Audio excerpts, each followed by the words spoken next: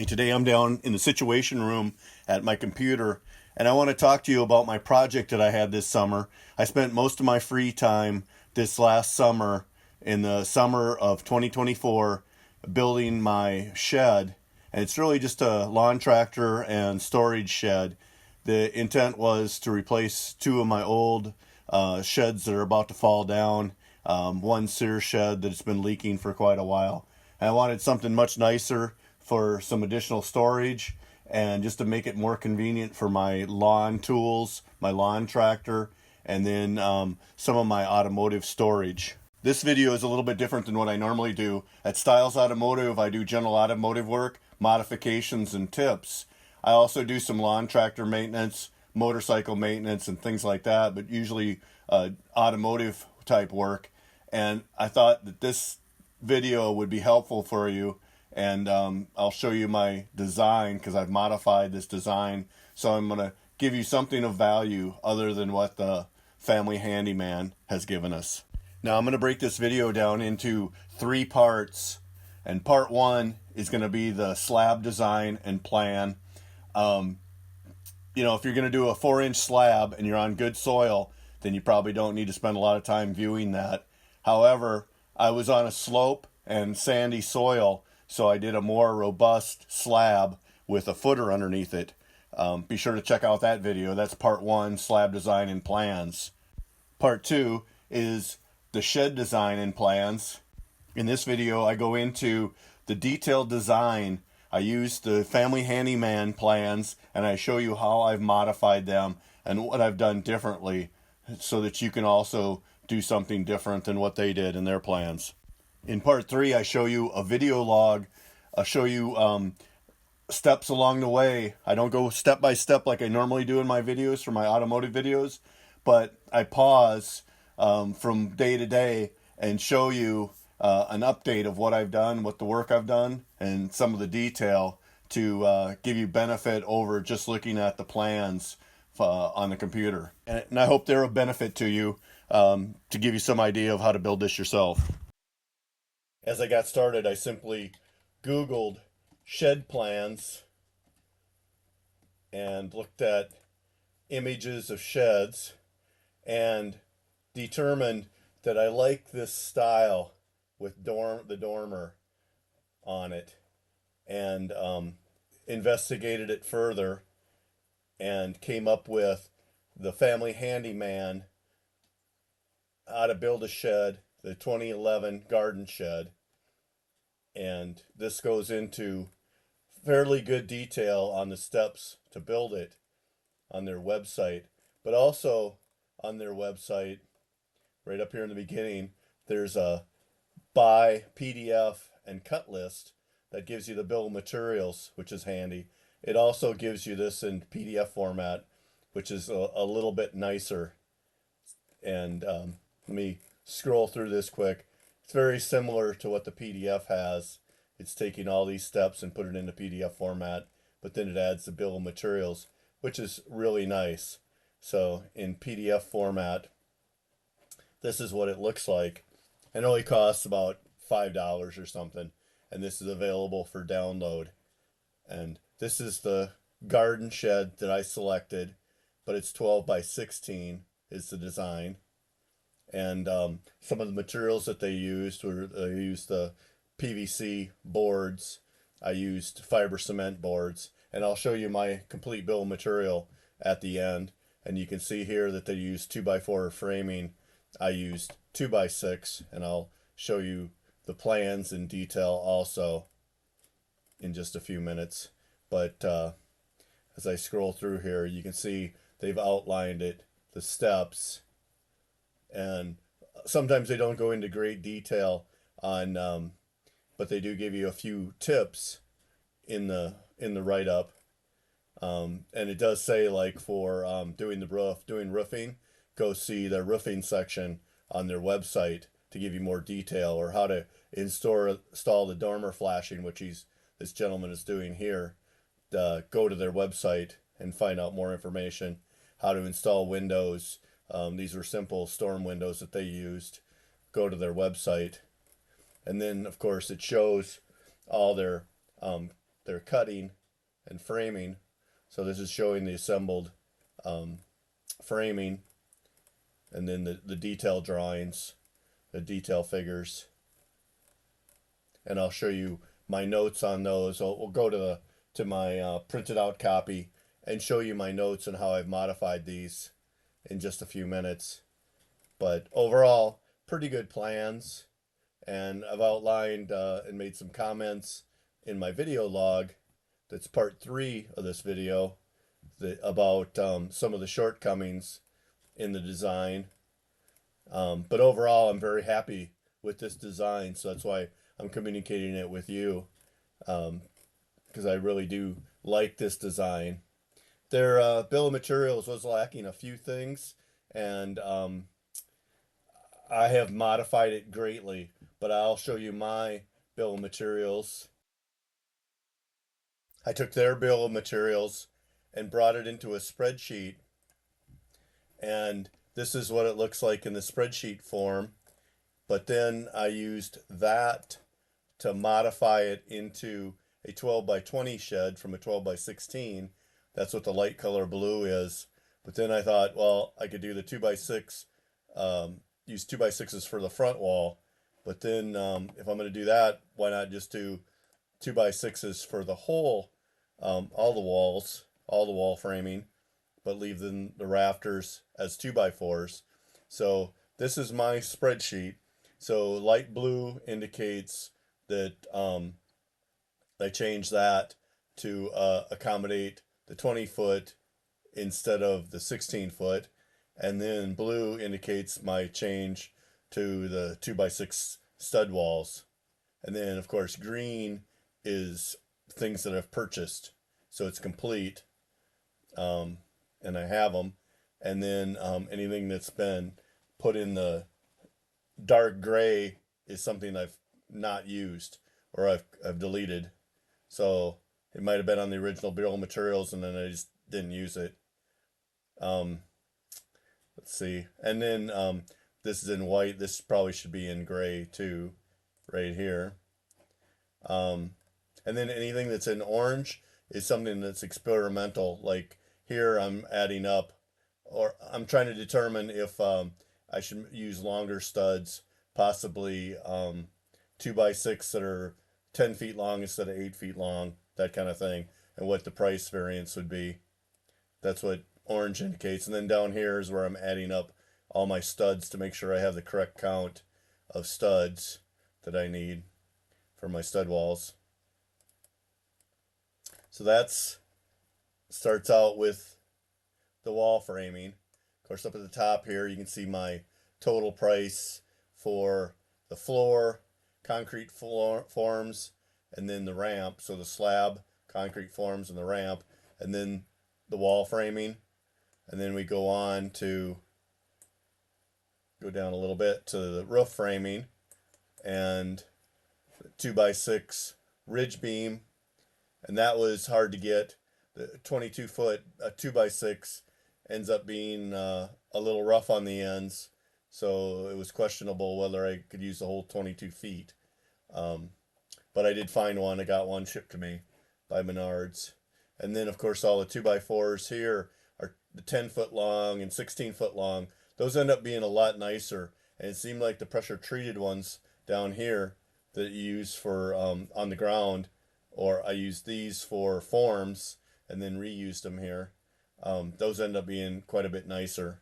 And then there's the roof OSB there. It's what the roof stuff's completed as. And then exterior siding and trim. There I used, a house wrap, seam tape. I had to purchase a new hammer stapler, so that's here, and staples. So I go down to the staple level, so pretty detailed. And their design used the stucco fiber cement siding. I used a fiber cement textured no groove siding from Menards. And you can see where I've crossed out quite a bit of stuff here. The soffits that they had were fiber cement, and they used a lot of PVC for trim. I used the engineered lumber for the eaves, and then fiber cement for a lot of my trim.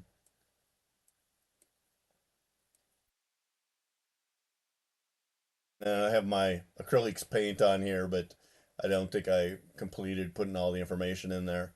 So you don't have a price on that, but that's what I used, Sherwin-Williams paint. And you can see Magpul Dark Earth, Pure White, and then a sand colored paint. The windows, they had allied windows that came out of Minnesota, and they were using a storm window, which were inexpensive, but then I couldn't find them around here, so I switched to a Menards window and redesigned my wall that had the windows in it, redesigned the dormer wall for the dormer windows that I got from Menards, and of course all the flashing tape for windows um, there, and a little bit of PVC trim for the inside. The roofing I had hidden, so let me expand that here so you can see it. And so you can see the roofing paper, the leak barrier, ridge vent, starter shingles, and then the cap shingles and regular shingles bundle, and the number.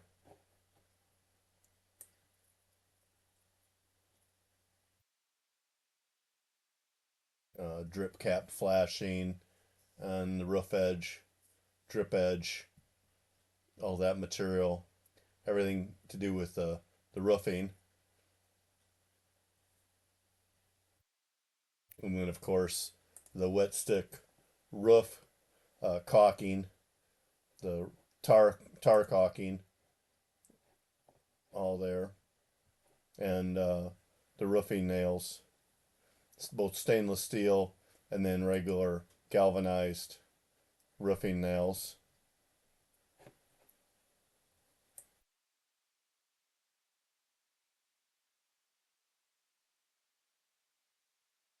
Okay, attic lumber.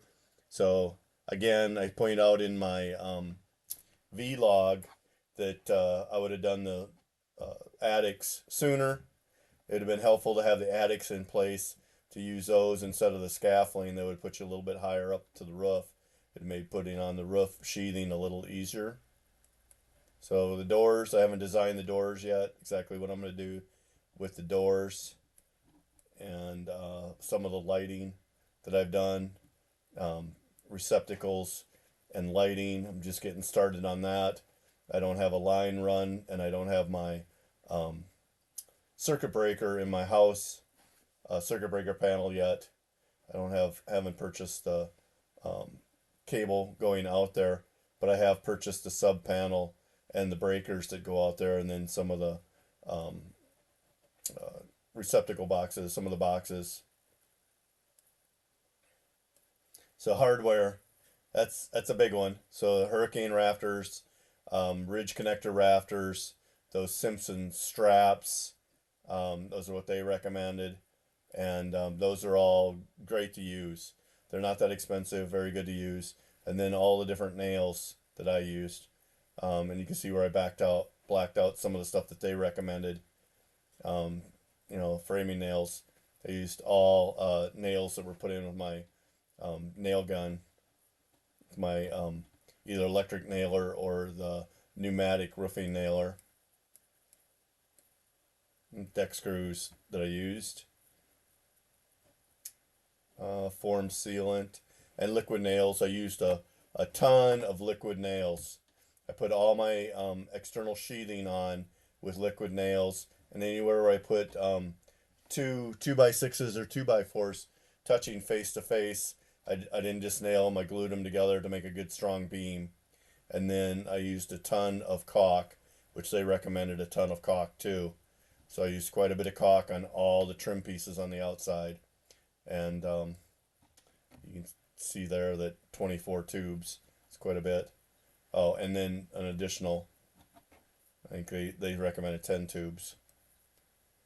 And then tools, added a few tools. I did get a few new tools.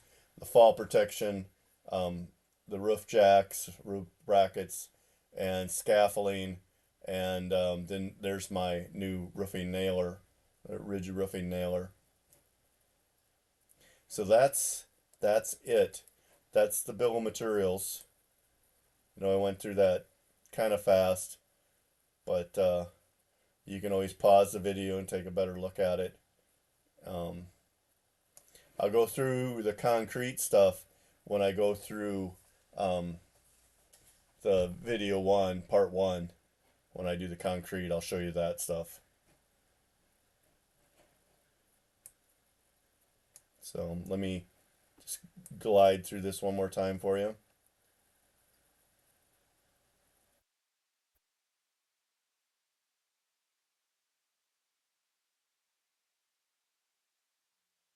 Menards rebates. So there you can see an overall total. I don't know if that takes out the rebates or not, but that's what I've got invested in this shed so far.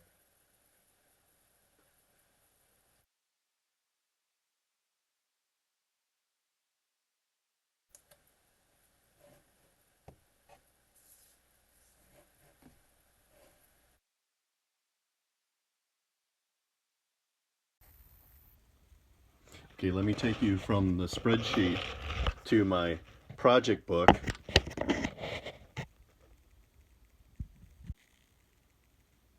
This is my project book, 3-ring binder, and this first part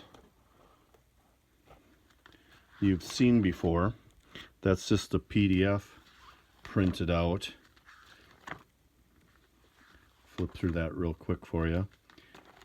Nothing changed there. I just made an extra copy of that to put on the front cover. And here's the first detail, this figure C, and I calculated some of the dimensions here because I wanted to be able to pre-cut these end studs here that on the end wall, and then I also had to change these dimensions to accommodate the extra 2x6, the extra 5.5 and 5.5 instead of the 3.5 for the 2x4. So I had to so I had these numbers when I needed them. But then I also changed this detail for the windows. So the far stud wall, the south stud wall, doesn't have these in it. It has other blocking in it, but it doesn't have these in it anyway. But still, I needed to change the layout of that wall as well. And then on this page, I'm also figuring out some of the other lengths here and trying to figure out how I'm going to do my windows here. So you can see I've looking at 18-inch wide windows, which I did not use, and some of the dimensions here. So then I calculated my window spacing for 24-inch wide windows, and quite simply here, just a very simple drawing. So double studs, so the dots indicate the studs, 2x6, 2x6, and then 24 inches. And so I'm also figuring out my OSB at the top there. So here again, figuring out 1.5, so that's the center line right there. So it's mirrored going the other way. So a 2x6, two 2x6s, and the window opening of 24, window opening of 24, one 2x6, space to get me to that corner 2x6, right? So that corner is also going that way, sitting in here. And then again, trying to figure out what my OSB will look like once I do that, what the impact of the OSB is like for those windows. If you're an engineer, you probably got that from the sketch, but let me show you that in a video real quick just to illustrate what those end walls look like. Notice the doubled up studs to accommodate the window flange, and then the additional blocking in the corners. And you'll be able to go to the vlog, the video log, and take a look at that, what I did. I'll show you the interior of the shed. So here's the front, the door opening, and of course the back wall also with the dormer, which I didn't change. Remember, this is the 16-foot dimension, and I'm at 20 foot, so I added an extra 2 foot and an extra stud in here, 2 foot stud, 2 foot on center on each end. So here, here, and there, I added the 2 feet. I left the dormer alone, with the exception I modified this framing to accommodate my windows. So I also left my header. I thought, well, those are expensive 8 foot 2x10s, that I might as well leave those the 8 foot long and make my door as wide as possible. So, all right, so I was interrupted by a phone call there. Yeah, so I wanted to keep my full 8 foot header without cutting anything off the end if I could, which I was able to. They were good boards. And so I just came in one 2x6 width, so the door width is 3 inches shy of that 8 foot, which you can see I calculated it several times. I was planning 8 foot, and then, well, that's not right because I gotta take off that additional 3 inches. So that's what that's about. And I left the overall height the same, because that puts you up here, up to the top plate of the stud wall anyway. So that looked good.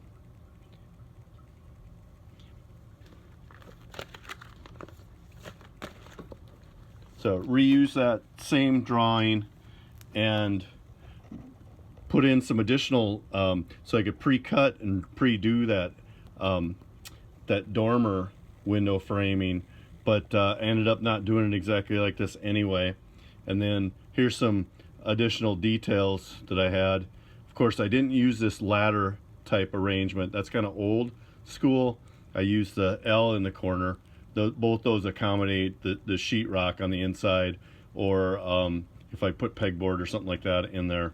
But I used the L configuration instead of that, and pointed that out here, so I remind myself that I need to do that. And then some of the other changing some of the dimensions then, right? So that overall dimension then, since I added the 2 foot on center, is now 74 1/4.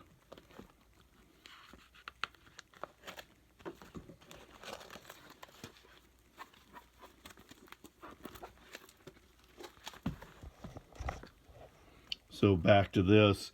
So the rule is, when you have a designer and you're laying out these drawings, that you should not have to calculate any dimensions, and you shouldn't have to use your ruler on this to try to figure out a dimension. And that certainly wasn't the case on these drawings. They were definitely missing a few dimensions. And I know when you're building this, maybe it's not perfect, so you go in and measure this to try to figure out what these shapes are, what these triangles are. But I wanted to pre-cut these if I could, and so I had to calculate those. I ended up not pre-cutting them because I didn't have a lot of confidence in my calculations based on where this sheet lines up here. But that's what I was attempting to do there. I was doing the math to figure out these dimensions, and then on this drawing, I used this drawing to figure out my fiber cement cedar shake siding, which I used on the ends, and figured out the number of layers so I could figure out how much I needed to purchase for my bill of materials.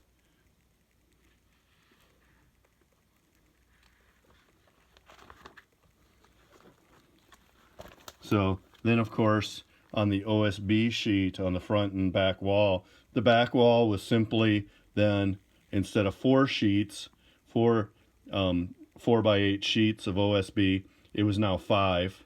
And then on the front, I put the OSB full sheet in the corner, and then put the 2 foot overlap one and let it come into the doorway, and then just cut it off, and so it came into here on the other one. And then that gave me basically a 4 foot width here that I had to fill, and you can figure out the cut of the rest of them yourself. I just cut out the windows after the OSB was on.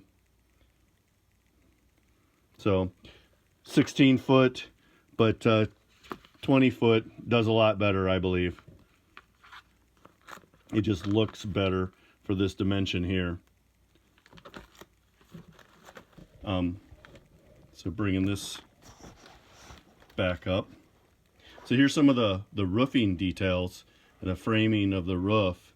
You can see modified dimensions to make it, 20-foot ridge, or 20-foot shed, so 22-foot ridge and 22-foot overall roof then. And it was designed to have the eaves put in here this way instead of across here. So it's got the cut detail here of that subfascia. That's what that's about. It's different on up here versus down here. So pay attention to that.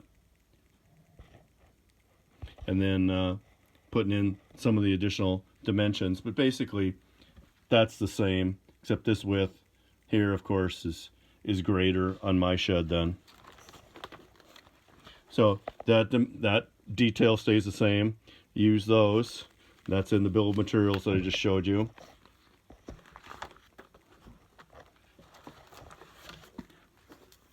So an OSB cut for the roof. And let's back up a little bit to show you the overall drawing here. Right? So there's the other bevel for the subfascia up there. That's a detail that stays the same. And then I also did a layout of the roof to try to figure out what this dimension needed to be. Or once I put the roof on the back side, I figured this out for you. I wasn't able to do that beforehand, but that's the way I laid my roof out in the back side. So I didn't have any seams that overlap this way, but these seams did from top to bottom. That was just more convenient to do that. And then on the front, I put in the dimensions here. That's the overall dimension. So 4 foot in there. And then I also figured out the width of this piece of OSB and the dimension there. So additional dimension here.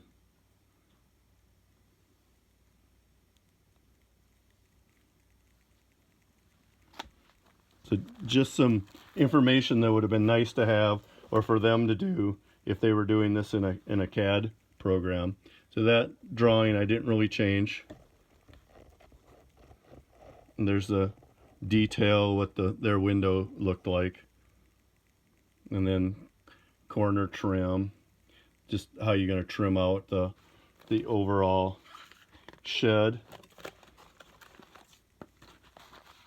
And again, another trim drawing, which I didn't really have any notes on.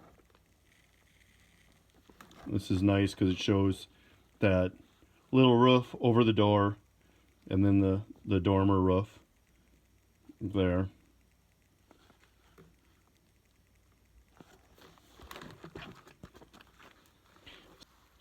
One sheet I didn't have in my project book is one that I had on a clipboard. And let me clean that up for you. This is the actual cut sheet for all the rafters. And this is a nice drawing, and but it had some errors on it, so I had to changing from feet into inches. And this is the overall rafter for the main roof, and then it has the additional overhang rafters that don't have the bird's mouth in them. Notice here how the dimension is not correct. One goes to the long point and one goes to the short point, but yet they're the same dimension. So Family Handyman, you need to go back and correct this. So I had to calculate this. So that's 112 inches. This is 110 plus a little more inches. And you can see here, instead of 13 required, that I had plus 4, so 17 now that I have a 20-foot shed.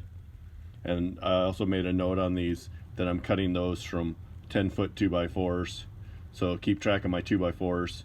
So continue to work the plan. So here's my question mark, which dimension is correct. Then to continue on, these are the dormer rafters, and I put a note to cut those from 8-foot pieces. Again, the overhangs, cut those from 8-foot pieces, and then the little roof over the doorway. And these are the cross braces, cross ties, and instead of just 3 of those, I said I wanted one for every rafter that was on the dormer to make it a little bit stouter, a little more strength. So you really need 5 of those instead of the 3. So we're skipping one rafter. That's up to you. And then I said I also wanted to add more of these cross ties down on the main roof, and so I said add 2 to make 5, but then I didn't use 2 of them. So I went back when I added the attic, I removed 2 of these. So again, I'd install the attic right away as soon as I got the wall framing up, and then when she started doing the roof, that'd be a big advantage. Help hold the roof, or help hold the sidewalls square, plus give you a place to stand.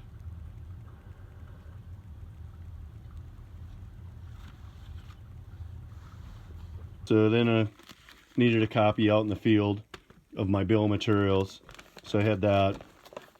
And let me run through just a little bit more of my book for you.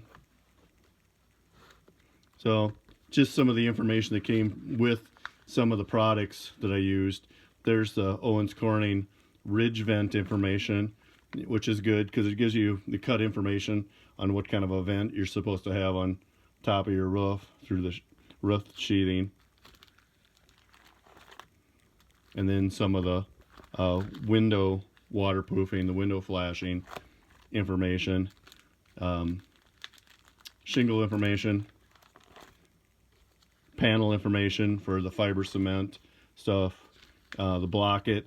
And this is all important because they're telling you how you're supposed to do your windows and how much overlap you're supposed to have, and how you're supposed to tape it, which is all good. You want to conform to what the manufacturer is recommending.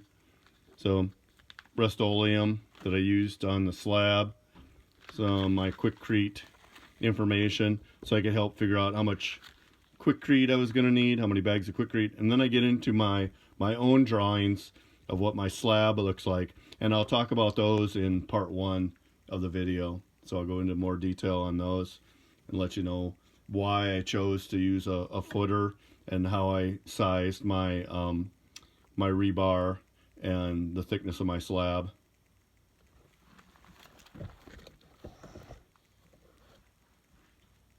So that takes care of this part of the video.